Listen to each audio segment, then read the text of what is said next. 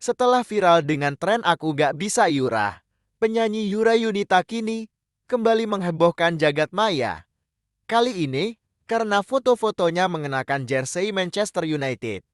Kehebohan ini dimulai setelah suaminya, Dunne Maula, yang merupakan penggemar fanatik klub bola tersebut, memaksa Yura untuk mengenakan kostum klub yang dikenal dengan julukan Setan Merah.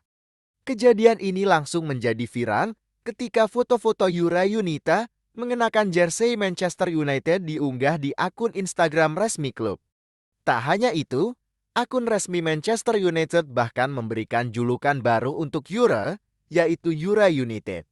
Unggahan tersebut disertai dengan keterangan, "Lengah dikit jadi Yura United," yang semakin menambah gempar di dunia maya. Yura Yunita pun turut berkomentar mengenai kejadian ini.